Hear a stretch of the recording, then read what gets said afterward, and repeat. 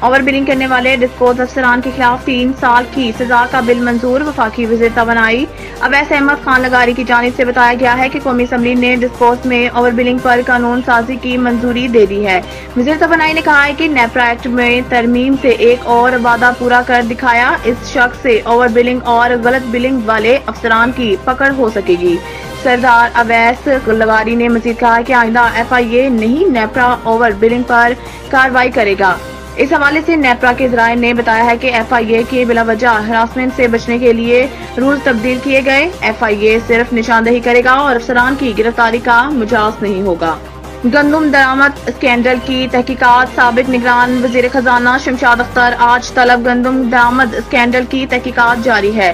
گندم بحران پر تحقیقات کے لیے قائم کمیٹی کا اجلاس ہفتہ کے روز ہوا۔ تحقیقاتی کمیٹی کے سامنے مختلف آپشن زیر غور ہیں۔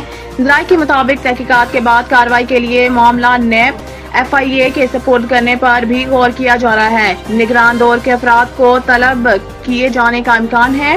نگران وزیر اعظم کے ذرائع کا کہنا ہے کہ ابھی تک طلبی کا کوئی باقاعدہ نوٹس نہیں ملا۔ کمیٹی 4 ارکان پر مشتمل ہے اور وزیر اعظم شہباز شریف نے کمیٹی کو ہدایت کی ہے کہ 4 روز میں تحقیقات کر کے رپورٹ پیش کی جائے۔ ذرائع کے مطابق نگران وزیر اعظم اور وزراء کو تحقیقات کے حوالے سے سوال نامہ بھی بھیجا جا سکتا ہے، جس میں ان تحقیقات کے حوالے سے وہ اپنا موقف پیش کر سکتے ہیں۔ کمیٹی کا اجلاس آج پھر ہوگا۔ وفاقی سیکرٹری کابینہ نے گندم کی انکوائری سے متعلق گمراہ کن خبر کی تردید کی۔ کمیٹی کل پیر کو اپنی رپورٹ پیش کرے گی۔ گورنر پنجاب کی آج ہونے والی تقریب حلف برداری ناگزیر وجوہات پر ملتوی۔ لاہور۔ نامزد گورنر پنجاب سردار سلیم حیدر کی آج ہونے والی تقریب حلف برداری ناگزیر وجوہات کی بنا پر ملتوی کر دی گئی۔ پیپلز پارٹی پنجاب کے رہنما حسن مرتضیٰ کا کہنا ہے کہ گورنر پنجاب کی حلف برداری کی تقریب اب 7 مئی بروز منگل شام 6 بجے گورنر ہاؤس میں ہوگی۔ حلف برداری کی تقریب آج شام گورنر ہاؤس میں ہونی تھی، جہاں chief justice Lahore high court justice Shahzad Khan نے نامزد گورنر پنجاب سے حلف لینا تھا۔ نامزد گورنر پنجاب سردار سلیم حیدر کا تعلق پنجاب کے ضلع اٹک سے ہے اور وہ سابق وفاقی وزیر بھی رہے ہیں۔ اس کے علاوہ وہ پیپلز پارٹی راولپنڈی ڈویژن کے صدر بھی ہیں۔ سردار سلیم حیدر 2008 میں اٹک سے NA 59 سے MNA منتخب ہوئے تھے۔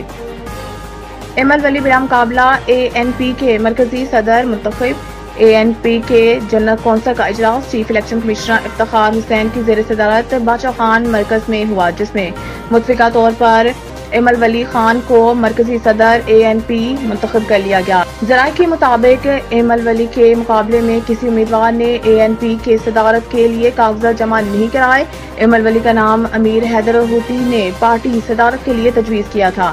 یاد رہے کہ ایمل ولی خان سے قبل ان کے والد اسفندیار ولی ANP کے مرکزی صدر تھے، تاہم وہ گزشتہ کئی عرصے سے سیاسی سرگرمیوں سے دور ہیں اور انہوں نے رواں برس فروری میں ہونے والے عام انتخابات میں بھی حصہ نہیں لیا تھا۔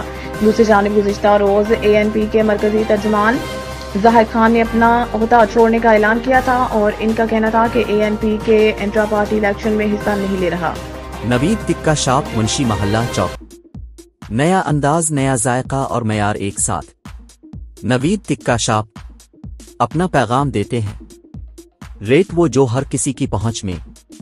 نوید ٹکا شاپ کی نئی آئٹم میں فش ٹکا، چکن پکوڑا، سجی، چکن ٹکی، آلو چکن ٹکی، شامی کباب، بہترین اور صاف ستھرا ماحول، ذائقے دار بہترین کھانوں کا مرکز، ایک بار ضرور آزمائیں۔